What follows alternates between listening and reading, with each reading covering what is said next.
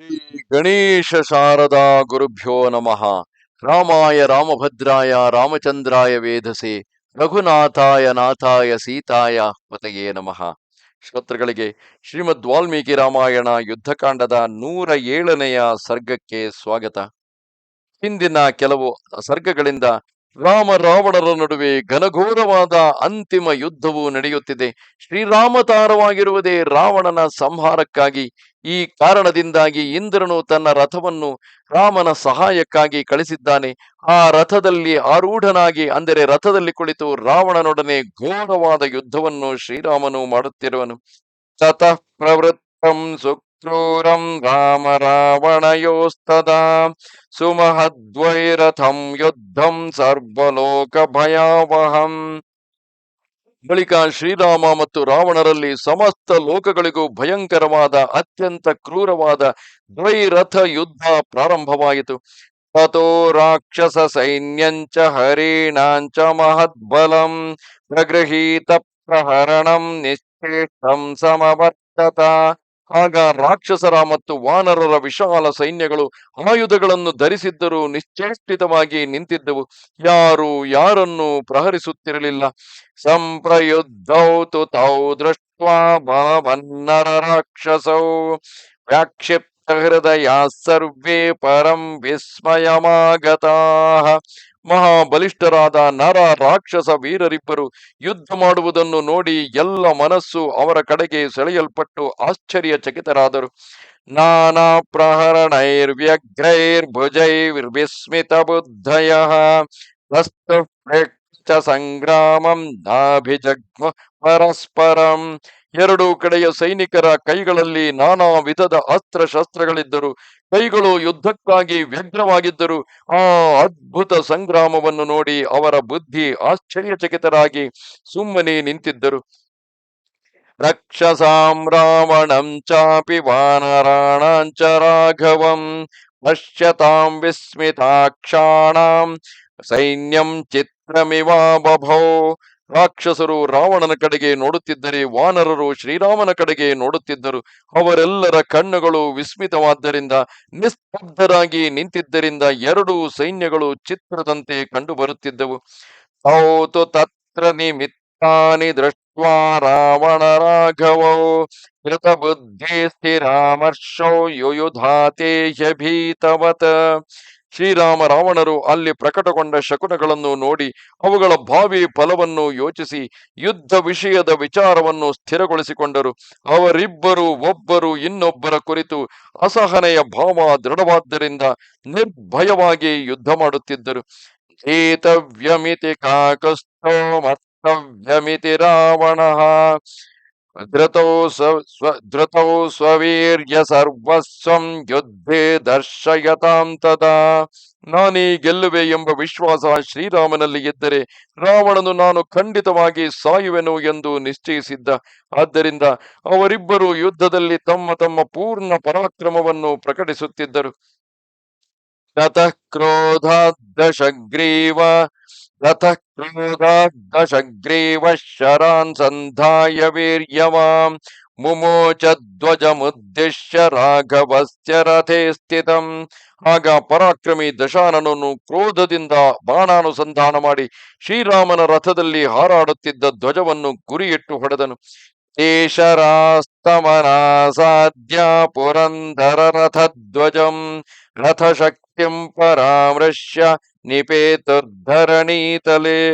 ಆದರೆ ಅವನು ಬಿಟ್ಟ ಬಾಣವು ಇಂದ್ರನ ರಥದ ಧ್ವಜವನ್ನು ತಲುಪುವ ಮೊದಲೇ ಕೇವಲ ರಥಶಕ್ತಿಯನ್ನು ಸ್ಪರ್ಶಿಸುತ್ತಲೇ ನೆಲಕ್ಕೆ ಬಿದ್ದು ಹೋಯಿತು. ತಥೋ ರಾಮೋಪಿ ಸಂಕ್ರುದ್ಧ ಚಾಪಮಾಕೃಷ್ಯ ವೀರ್ಯವಾಂ ಕೃತ ಪ್ರತಿಕೃತಂ ಕರ್ತುಂ ಮನಸಾ ಸಂಪ್ರಚಕ್ರಮೇ. ಆಗ ಶ್ರೀರಾಮಚಂದ್ರನು ಕುಪಿತನಾಗಿ ಧನುಸ್ಸನ್ನು ಸೆಳೆದು ರಾವಣನ ಕಾರ್ಯದ ಪ್ರತೀಕಾರಕ್ಕಾಗಿ ಅವನ ಧ್ವಜವನ್ನು ತುಂಡರಿಸಲು ವಿಚಾರ ಮಾಡಿದನು. ರಾವಣ ಧ್ವಜಮುದ್ದೇಶ್ಯ ಮುಮೋಚ ನಿಶಿತಂ ಶರಂ ಮಹಾಸರ್ಪಮಿವಾಸಹ್ಯಂ ಜ್ವಲಂತಂ ಸ್ವೇನ ತೇಜಸ. ರಾವಣನ ಧ್ವಜವನ್ನು ಗುರಿಯಿಟ್ಟು ಅವನು ದೊಡ್ಡ ಸರ್ಪದಂತಹ ಅಸಖ್ಯವಾದ ತನ್ನ ತೇಜದಿಂದ ಪ್ರಜ್ವಲಿತವಾದ ತೀಕ್ಷ್ಣವಾದ ಬಾಣವನ್ನು ಪ್ರಯೋಗಿಸಿದನು. ರಾಮಶ್ಚಿಕ್ತ ನಿಕ್ಷೇಪ ತೇಜಸ್ವಿ ಕೇತುಮುದ್ದಿಶ್ಯ ಸಾಯಕಂ ಜಗಾಮ ಸಮಹೀಂ ಚಿತ್ವಾ ದಶಗ್ರೀವಧ್ವಜಂ ಶರಃ. ತೇಜಸ್ವಿ ಶ್ರೀರಾಮನು ಆ ಧ್ವಜದ ಕಡೆಗೆ ಗುರಿಯಿಟ್ಟು ತನ್ನ ಬಾಣವನ್ನು ಪ್ರಯೋಗಿಸಿದಾಗ ರಾವಣನ ರಥದ ಧ್ವಜವು ತುಂಡಾಗಿ ಭೂಮಿಗೆ ಬಿದ್ದು ಹೋಯಿತು. ಸನಿಕೃತ್ತಪ ಸನಿಕೃತ್ತೋಪತದ್ಭೂಮೌ ರಾವಣಸ್ಯಂದನ ಧ್ವಜಸ್ಯೋನ್ಮಥನಂ ದೃಷ್ಟ್ವಾ ರಾವಣಃ ಸ ಮಹಾಬಲಃ ಸಂಪ್ರದೀಪ್ತೋ ಭವತ್ಕ್ರೋಧಾತ್ ಸಂಪ್ರದೀಪ್ತೋ ಭವತ್ಕ್ರೋಧಾದಮರ್ಚಾತ್ ಪ್ರದಹನ್ನಿವ ಸರೋಷವಶಮಾಪನ್ನಃ ಶರವರ್ಷಂ ವವರ್ಷಃ. ತನ್ನ ರಥದ ಧ್ವಜ ಕಡಿದು ಬಿದ್ದಿರುವುದನ್ನು ನೋಡಿದ ಮಹಾಬಲಿ ರಾವಣನು ಕ್ರೋಧದಿಂದ ಉರಿದೆದ್ದು ಅಸಹನೆಯಿಂದ ಉರಿಯುತ್ತಿರುವಂತೆ ಕಂಡು ಬಂದನು. ಅವನು ರೋಷಗೊಂಡು ಬಾಣಗಳ ಮಳೆ ಸುರಿಸತೊಡಗಿದನು. ರಾಮಸ್ಯ ತುರಗಾಂದೀಪ್ತಿ ಶರೈರ್ವಿವ್ಯಾಧ ರಾವಣಃ ಯೇ ದಿವ್ಯಾಹರಯಸ್ತತ್ರ ನಾಸ್ಥಲನ್ನಾಪಿ ಬಭ್ರಮುಃ ಬಭೂವ ಸ್ವಸ್ಥ ಹೃದಯ ಪದ್ಮನಾಲೈರಿವಾಹತಾಃ.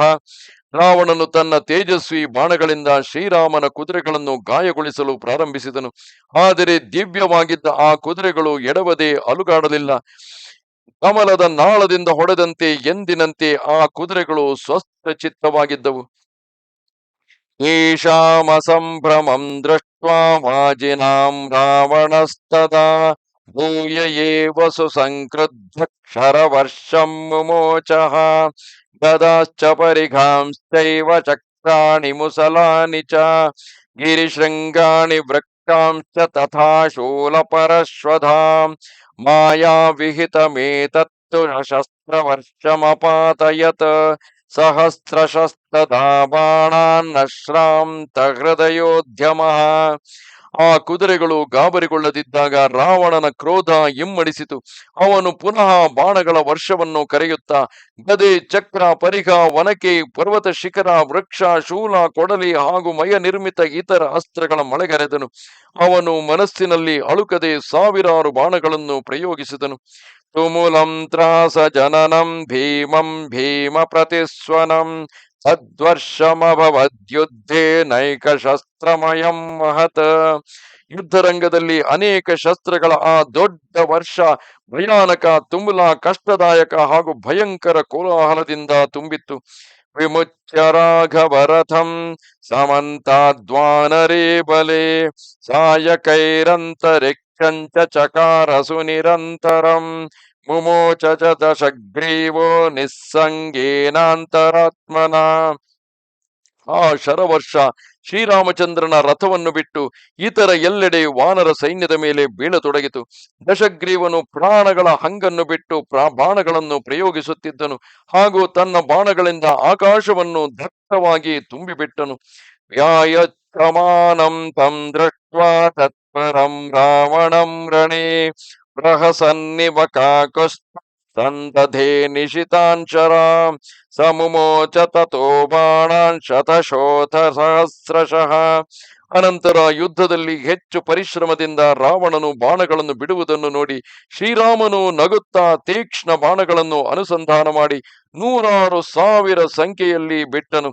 ತಾನ್ ದೃಷ್ಟ್ವಾ ರಾವಣಶ್ಚಕ್ರೆ ಸ್ವಶರೈಕಂ ನಿರಂತರಂ ತಾಭ್ಯಾಂ ನಿಯುಕ್ತೇನ ತದಾ ಶರವರ್ಷೇಣ ಭಾಸ್ವತ ಶರಬದ್ಧಮಿವಾ ಭಾತಿ ದ್ವಿತೀಯಂ ಭಾಸ್ವದಂಬರಂ. ಆ ಬಾಣಗಳನ್ನು ನೋಡಿ ರಾವಣನು ಪುನಃ ಬಾಣಗಳನ್ನು ಸುರಿಸಿ ಆಕಾಶವನ್ನು ಎಳ್ಳು ಹಾಕಲು ಜಾಗವಿಲ್ಲದಷ್ಟು ತುಂಬಿಬಿಟ್ಟನು. ಇಬ್ಬರು ಬಿಟ್ಟ ಹೊಳೆಯುವ ಬಾಣಗಳ ಮಳೆಯಿಂದ ಪ್ರಕಾಶಮಾನ ಆಕಾಶವು ತುಂಬಿ ಹೋಗಿ ಯಾವುದೋ ಇನ್ನೊಂದು ಆಕಾಶದಂತೆ ಕಂಡುಬರುತ್ತಿತ್ತು. ನಾನಿಮಿತ್ತೋ ಭವದ್ಬಾಣೋ ನಾತಿ ಭೇತ್ತಾ ನ ನಿಷ್ಫಲಃ ಅನ್ಯೋನ್ಯಮಭಿಸಂಹತ್ಯ ದಿಪೇತುರ್ಧರಣೀತಲೆ ತಥಾ ವಿಸೃಜತೋರ್ಬಾಣಾನ್ ರಾಮ ರಾವಣಯೋರ್ಮೃಧೇ. ಅವರು ಬಿಟ್ಟ ಯಾವುದೇ ಬಾಣವು ಗುರಿ ಮುಟ್ಟದೇ ಇರುತ್ತಿರಲಿಲ್ಲ. ಗುರಿಯನ್ನು ಭೇದಿಸದೆ ನಿಲ್ಲುತ್ತಿರಲಿಲ್ಲ ಹಾಗೂ ನಿಷ್ಫಲವಾಗುತ್ತಿರಲಿಲ್ಲ. ಹೀಗೆ ಯುದ್ಧದಲ್ಲಿ ಶರವರ್ಷವನ್ನು ಗೈಯುತ್ತಾ ಶ್ರೀರಾಮ ರಾವಣರ ಬಾಣಗಳು ಪರಸ್ಪರ ಡಿಕ್ಕಿ ಹೊಡೆದಾಗ ನಾಶವಾಗಿ ಭೂಮಿಯಲ್ಲಿ ಬೀಳುತ್ತಿದ್ದವು.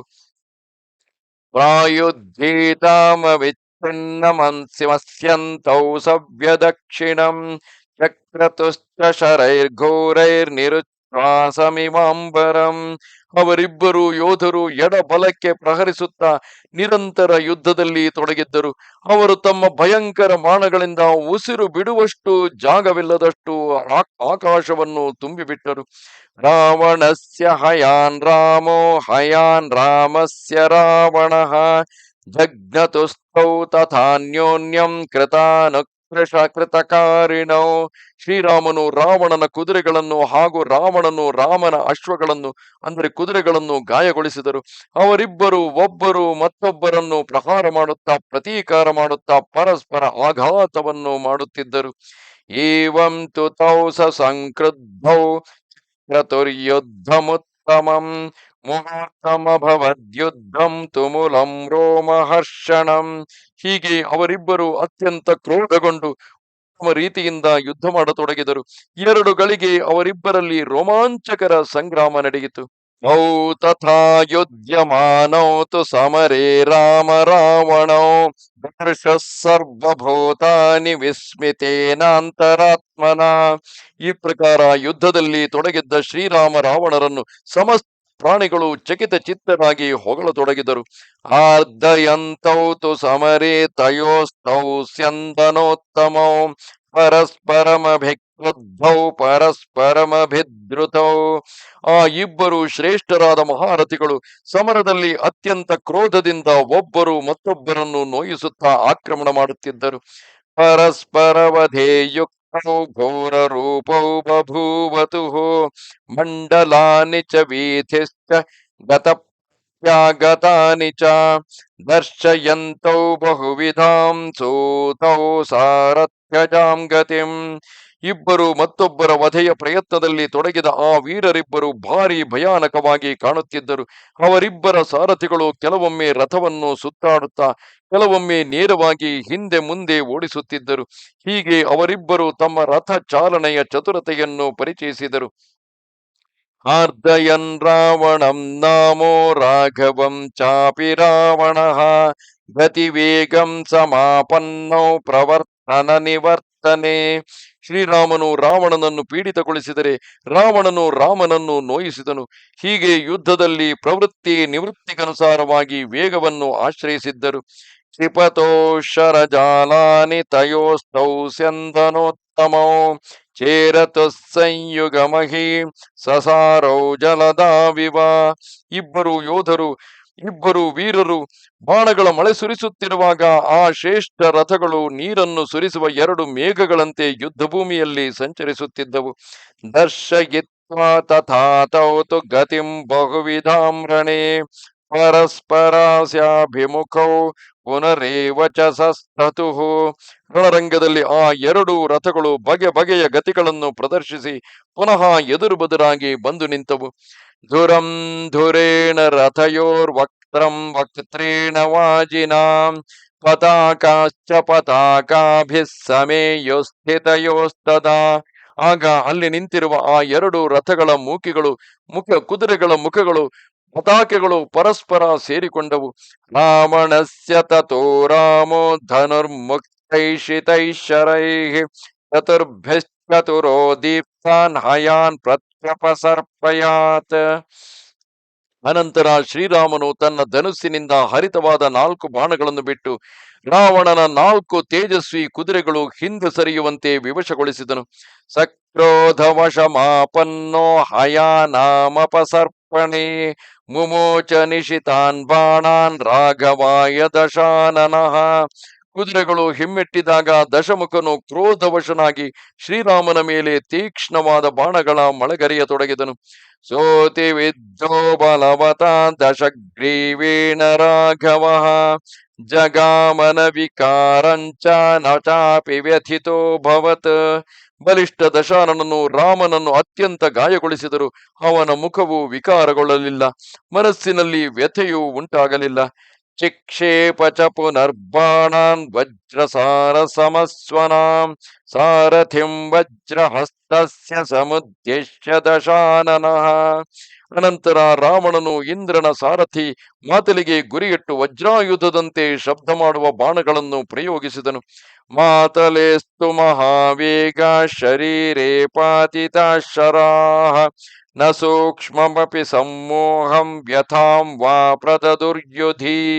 ಆ ಮಹಾವೇಗಶಾಲಿ ಬಾಣಗಳು ಮಾತಲಿಯ ಶರೀರಕ್ಕೆ ತಗುಲಿದರೂ ಅವನಿಗೆ ಕೊಂಚವೂ ಮೋಹ ವ್ಯಥೆ ಆಗಲಿಲ್ಲ. ತಯಾ ಧರ್ಷಣಯ ಕ್ರುದ್ಧೋ ಮಾತಲೇರ್ನ ತಥಾತ್ಮನಃ ಚಕಾರ ಶರಜಾಲೇನ ರಾಘವೋ ವಿಮುಖಂ ರಿಪುಂ. ರಾವಣನು ಮಾತಲಿಯ ಮೇಲೆ ಮಾಡಿದ ಆಕ್ರಮಣದಿಂದ ಶ್ರೀರಾಮನಿಗೆ ತನ್ನನ್ನು ಆಕ್ರಮಿಸಿದಾಗಲೂ ಬಾರದಿದ್ದ ಕ್ರೋಧವು ಉಂಟಾಯಿತು. ಅವನು ತನ್ನ ಶರಜಾಲದಿಂದ ಶತ್ರುವನ್ನು ಯುದ್ಧದಿಂದ ವಿಮುಖನಾಗಿಸಿದನು.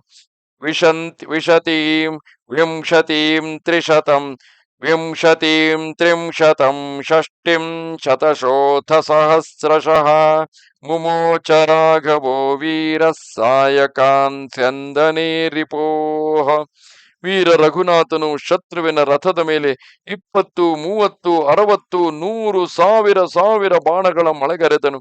ರಾವಣೋಪಿ ತತಃ ಕ್ರುದ್ಧೋ ರಥಸ್ಥೋ ರಾಕ್ಷಸೇಶ್ವರಃ ಗದಾ ಮುಸಲ ವರ್ಷೇಣ ರಾಮಂ ಪ್ರತ್ಯರ್ಥಯದ್ರಣೆ.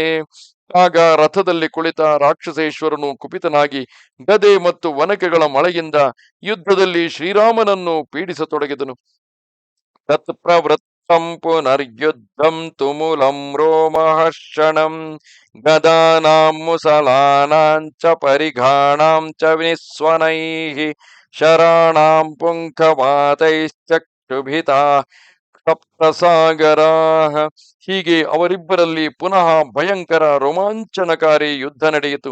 ಗದೆಗಳ ವನಕೆಗಳ ಪರಿಘಗಳ ಶಬ್ದದಿಂದ ಹಾಗೂ ಬಾಣಗಳ ರೆಕ್ಕೆಗಳಿಂದ ಉಂಟಾದ ಗಾಳಿಯಿಂದ 7 ಸಮುದ್ರಗಳು ವಿಕ್ಷುಬ್ಧವಾದವು. ಕ್ಷುಬ್ಧಾನಾಂ ಸಾಗರಾಣಾಂಚ ಪಾತಾಳತಲವಾಸಿನಃ ವ್ಯಥಿತಾಸ್ತಾನವಾ ಸರ್ವೇ ಮನ್ನಗಾಶ್ಚ ಸಹಸ್ರಶಃ.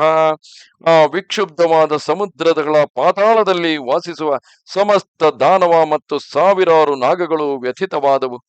ಚಕಂಪೇ ಮೇದಿನಿ ಕೃತ್ಸ್ನ ಸಶೈಲವನ ಕಾನನ ಭಾಸ್ಕರೋ ನಿಷ್ಪ್ರಭಶ್ಚಾಸೀನ್ನವವೌ ಚಾಪಿ ಮಾರುತಃ.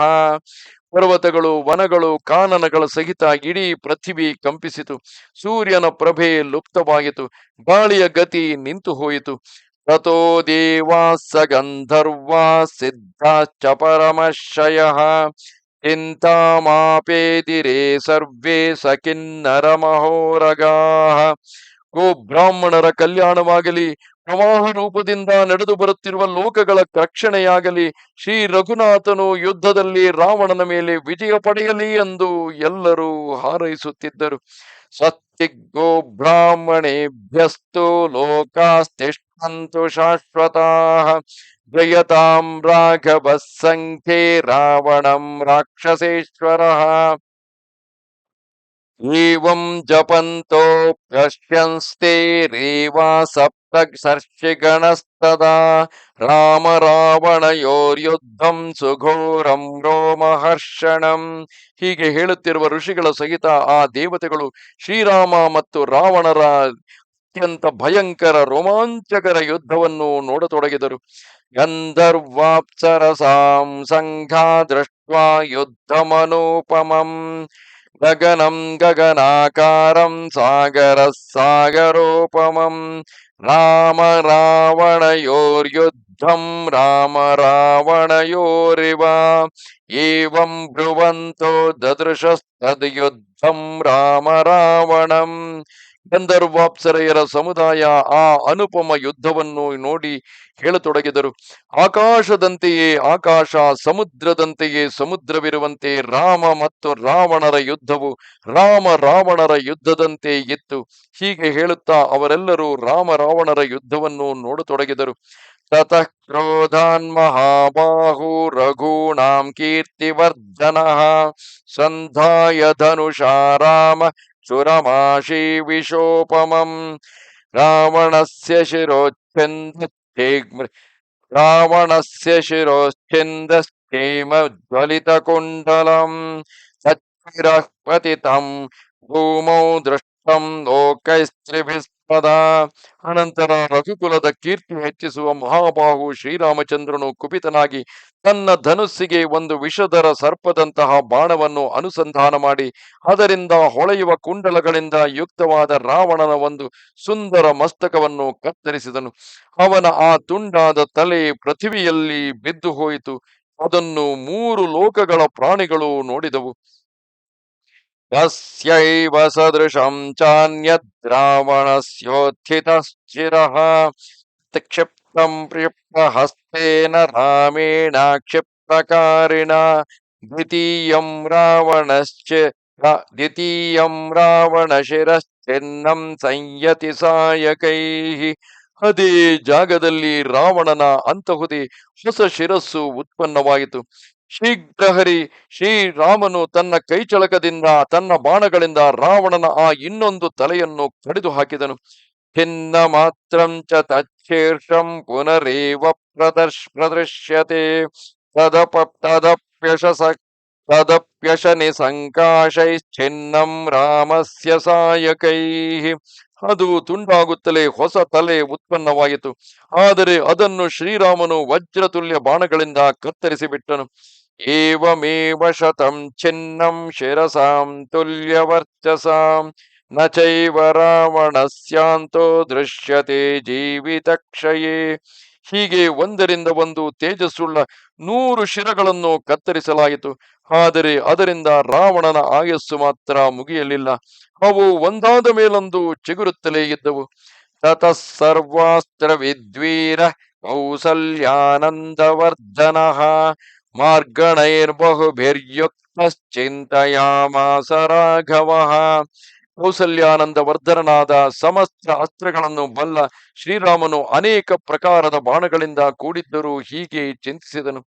ಮಾರೀಚೋ ನಿಹತೋ ಯೈಸ್ತು ಖರೋ ಯೈಸ್ತು ಸದೂಷಣಃ ಕ್ರೌಂಚಾವಟೇ ವಿರಾಧಸ್ತು ಕಬಂಧೋ ದಂಡಕಾವನೆ ಯೈಸ್ಸಾಲಾಗಿರಯೋ ಭಗ್ನಾವಾಲಿ ಚಕ್ಷುಭಿತೋಂಬುಧಿಃ ಸ ಇಮೇ ಸಾಯಕಾ ಸರ್ವೇ ಯುದ್ಧೇ ಪ್ರಾತ್ಯಯಿಕಾ ಮಮ ಇನ್ನು ತತ್ಕಾರಣಯ್ಯೇನ ರಾವಣೇ ಮಂದ ತೇಜಸಃ.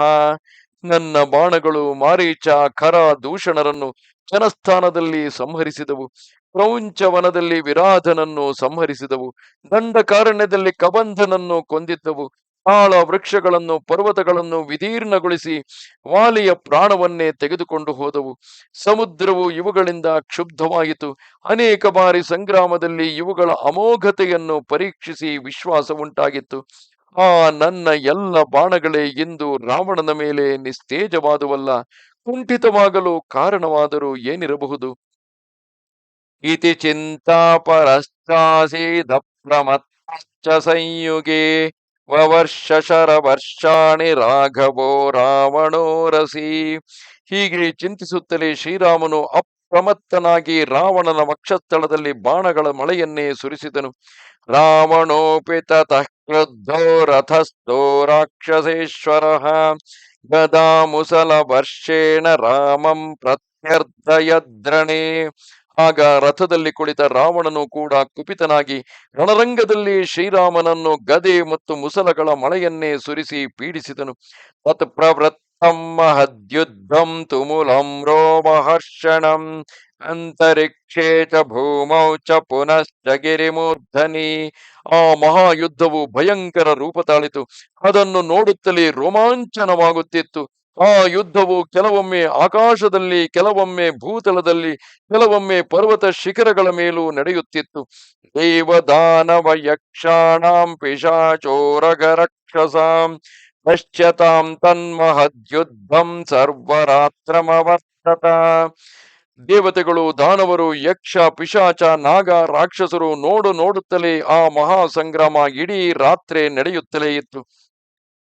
ನೈವ ರಾತ್ರಿಂ ನ ದಿವಸಂ ನ ಮುಹೂರ್ತಂ ನ ಚಕ್ಷಣಂ ರಾಮ ರಾವಣಯೋರ್ಯುದ್ಧಂ ವಿರಾಮಮುಪಗಚ್ಚತಿ. ಶ್ರೀರಾಮ ರಾವಣರ ಆ ಯುದ್ಧವು ಹಗಲು ರಾತ್ರಿ ನಿಲ್ಲುತ್ತಿರಲಿಲ್ಲ. 2 ಗಳಿಗೆ ಅಥವಾ 1 ಕ್ಷಣವೂ ವಿರಾಮವಾಗಲಿಲ್ಲ. ದಶರಥ ಸುತ ರಾಕ್ಷಸೇಂದ್ರಸ್ತಯೋರ್ಜಯಮನವೇಕ್ಷ ರಣೇ ಸರಾಘವಸ್ಯ ಸುರವರ ರಥ ಸಾರಥಿರ್ಮಹಾತ್ಮ ರಣರಥ ರಾಮಮುವಾಚ ವಾಕ್ಯಮಾಶು. ಒಂದು ಕಡೆ ದಶರಥ ಕುಮಾರ ಶ್ರೀರಾಮನಿದ್ದನು, ಇನ್ನೊಂದೆಡೆ ರಾಕ್ಷಸ ರಾವಣನಿದ್ದನು. ಅವರಿಬ್ಬರಲ್ಲಿ ಶ್ರೀ ರಘುನಾಥನ ವಿಜಯ ಆಗದಿರುವುದನ್ನು ನೋಡಿ ದೇವರಾಜ ಸಾರಥಿ ಮಹಾತ್ಮ ಮಾತಲಿಯು ಯುದ್ಧಪರಾಯಣ ಶ್ರೀರಾಮನಲ್ಲಿ ಶೀಘ್ರವಾಗಿ ಹೇಳಿದನು. ಇಲ್ಲಿಗೆ ಶ್ರೀ ವಾಲ್ಮೀಕಿ ವಿರಚಿತ ಆರ್ಷರಾಮಾಯಣ ಆದಿಕಾವ್ಯದ ಯುದ್ಧಕಾಂಡದಲ್ಲಿ 107ನೆಯ ಸರ್ಗ ಪೂರ್ಣವಾಯಿತು. ನಮಸ್ತೆ ಶಾರದಾ ದೇವಿ ಕಾಶ್ಮೀರ ಪುರವಾಸಿನಿ ತ್ವಾಮಹಂ ಪ್ರಾರ್ಥಯೇ ನಿತ್ಯಂ ವಿದ್ಯಾದಾನಂಚ ದೇಹಿಮೆ. ನಮಸ್ಕಾರ.